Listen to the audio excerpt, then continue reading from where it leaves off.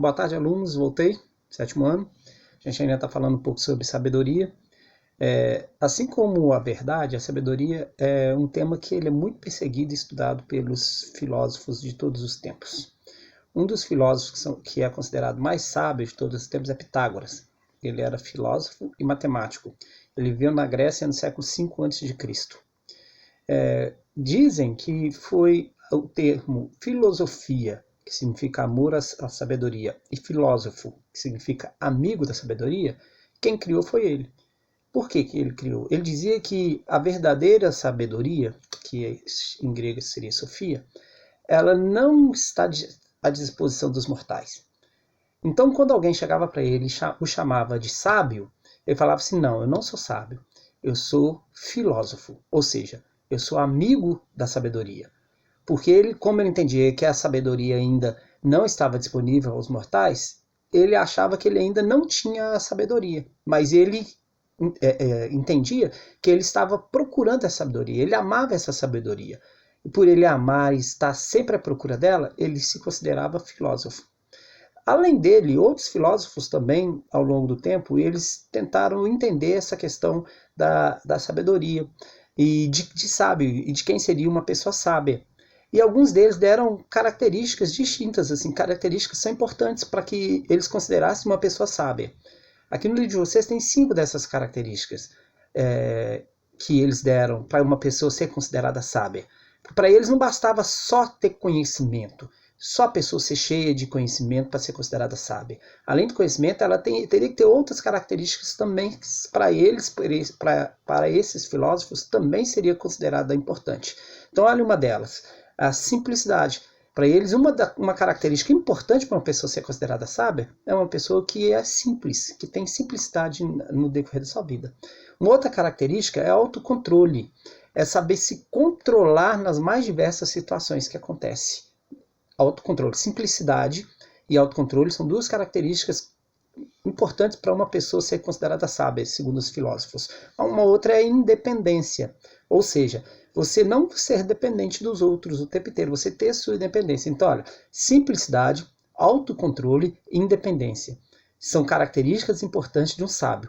Uma quarta característica seria coragem para enfrentar as dores que não pudesse evitar. Porque, infelizmente, a gente vive nesse mundo corrompido até, e muitas coisas que acontecem, que nos faz sofrer, não dependem necessariamente só de nós. Muito sofrimento que vem até a gente, às vezes ele é nos infligido por outras situações, por outras pessoas. Então o sábio, ele é aquela pessoa que mesmo no sofrimento, ele teria coragem para enfrentar esse sofrimento que não dependeu dele, para ele estar passando. Então olha, simplicidade, autocontrole, independência e coragem para enfrentar as dores que não dependesse dele, que ele tivesse, que o acometesse, que não dependeria dele, para ele sair dela. Então, 4 características importantes. E a quinta seria a disposição para agir sempre de acordo com o bem. Então, o sábio ele teria que ser uma pessoa do bem, uma pessoa que desejasse fazer o bem, tanto para ele quanto para as outras pessoas que estão ao redor dele. Então, vocês viram que para os filósofos a característica de sábio ela muda muito com relação ao que a gente muitas vezes pensa atualmente com relação a uma pessoa que é sábia, né? Muitos de nós nunca parou para pensar que para uma pessoa ser sábia, ela teria que ser simples, ela teria que ter autocontrole, ela teria que ser independente, ter coragem para enfrentar os momentos difíceis, as dores, ter disposição para agir sempre de acordo com o bem, agir sempre de acordo com aquilo que faz bem para a sociedade, para aquilo que faz bem para as pessoas. Vocês conhecem pessoas que são assim? Ou vocês só conhecem pessoas que têm aquele jargão de sábio, porque tem muito conhecimento, mas não pratica essas coisas aqui, esses 5 itens que eu falei para vocês aqui? Ou vocês conhecem pessoas que praticam pelo menos um desses 5 itens, 2 desses 5 itens? Ou vocês mesmos, vocês são pessoas que praticam esses itens que estão aqui, que tem eles? Pare para pensar um pouco, para ver se você de fato é uma pessoa sábia. E a pessoa sábia não é independente de idade. A sabedoria, é lógico que com a idade a gente vai aperfeiçoando a sabedoria, mas a gente pode utilizar essa sabedoria mesmo na juventude, como vocês são, mesmo com pessoas novas e jovens como são vocês. Vocês podem levar a vida com sabedoria. Nas atividades que era para fazer aqui, essas atividades estão de acordo com o que a gente conversou aqui agora. As duas atividades, elas são atividades que você vai responder de acordo com o que você entendeu, tá bom? Então vamos lá na primeira.